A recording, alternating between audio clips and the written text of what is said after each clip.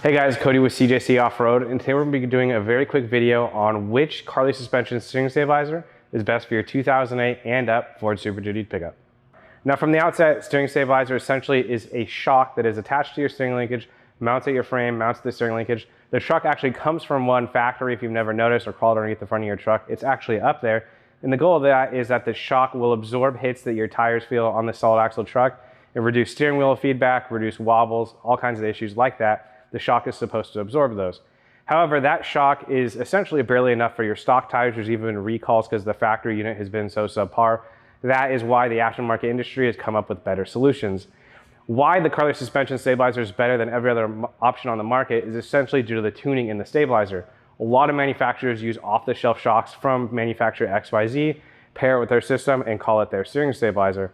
However, the chief advantage of the Carli stabilizer is that the tuning in it is set up to absorb any of the high-speed hits. So if you have a bigger tire in your truck, you hit a pothole, the valving in that shock is going to ramp up dramatically and slow that impact, that steering wheel feedback that you feel, yet still be able to turn and essentially allow your steering system to work. That is why these steering stabilizers are so good. Now, for those of you who have used some of the more basic steering stabilizer options in the past, you're going to be able to empathize with what I just said. The steering, you turn to the right, it doesn't return to center, it's extremely heavy both ways, etc., etc. Now, we're all going to have very subjective opinions on how heavy the steering should feel.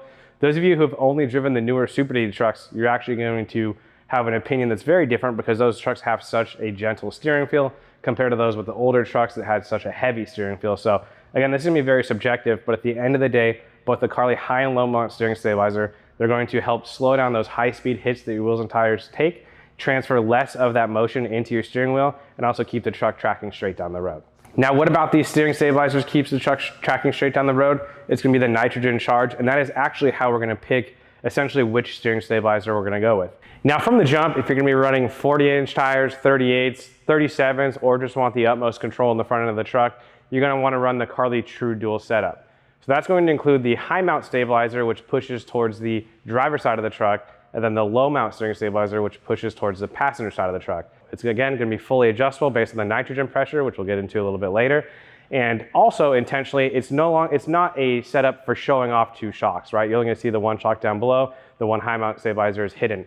That is intentional because the goal here is as much performance as it relates to the steering damping, not so much showing people what shocks are on the front of your truck. Now, if you get anything from this video, I would say for 99% of customers, the Carli high mount stabilizer is the proper stabilizer to go with first. That is going to be, again, a factory replacement. It's going to compensate for road crown. It's going to compensate for right-hand pull of tires, which is going to be very common in essentially every tire except for the Nitto Trail Grappler off the top of my head, and it's going to work very well. So again, if you, the dual stabilizer is not in the budget, or you just want to experiment and slowly add parts to the truck so you can kind of measure the difference, go with the Carli high mount stabilizer. You're going to be stoked. It's going to work very well, and you can always add that low mount stabilizer later. On the topic of the low mount stabilizer, again, off the top of my head, the only tire I know that consistently pulls towards the left side of the truck or towards the driver's side of the truck is going to be the Nitto Trail Grappler. If you're hell bent on running that tire, you're going to want to run that low mount stabilizer at its highest pressure because again, that stabilizer is pushing towards the passenger side of the truck, stopping that pull that that tire has.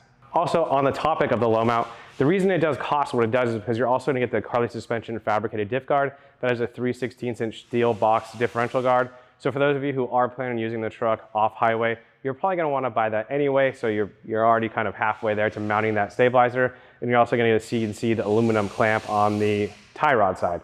Now again, the benefit of this is a shock that is not traditionally found in the steering system. So again, you're going to get just that extra level of damping that provides. Well, the largest advantage of the Carli suspension setup is that they are nitrogen adjustable. So essentially, you can go from 70 to 200 PSI, and that is going to adjust just how much the shock pushes outward. So again, when you're running that high mount at 200 PSI, that's going to be the shock's maximum pushing force towards the left-hand side for that vehicle. Again, fighting right-hand pull from both tires and road crown.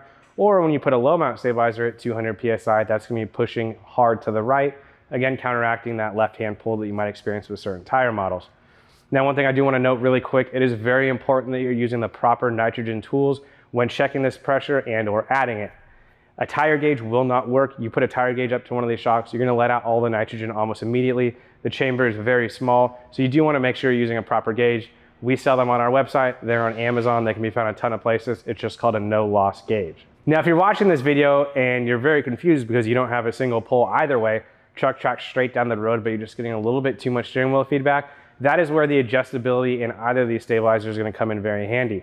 Again, if you have the proper tools or your friends do, you can set either of these shocks to 70 PSI, and that's going to essentially reduce the push of them to be very minimal and allow the truck to track straight down the road, but still benefiting from that high speed impact resistance that these stabilizer shocks allow for. Let's keep this very simple. Again, most people are going to want to run the high mount stabilizer.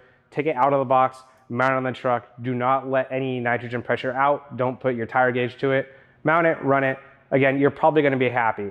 If you have a crazy setup, 40s, you're very particular how it drives, you're running the high and low mount.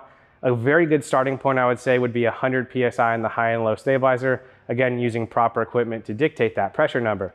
Now, also, again, if you're very particular and you just want to dial in your own setup, remember 70 PSI is going to be the least amount of extension pressure possible in these shocks. 200 PSI is going to take you to as much pressure that the shock is capable of. So keep that in mind when you're dialing this in. Again, if you don't have the access to the nitrogen tools, the no loss gauges, the manifolds, etc., put the high mount stabilizer on your truck, enjoy it. Put the low mount stabilizer on. Chances are you're also just going to enjoy how it drives, etc. This is all a very subjective thing, but we did want to make a video just to clarify, again, which one is going to be a good fit for your application. Cliff notes: Toyo MT, right hand pull tire, needle ridge grappler, high mount stabilizer, running a Toyo RT all-terrain tire, things like that. Add the low mount stabilizer. If it's in budget and you've got the tools, run the high and the low, and that's about it. Now, if you watch this video and you're still confused, I apologize. Give us a call, shoot us an email, comment down below. We'll be happy to answer any questions you might have and try and clarify as much as we can for you. Thanks for watching. Give this video a thumbs up, and we'll see you guys in the next one.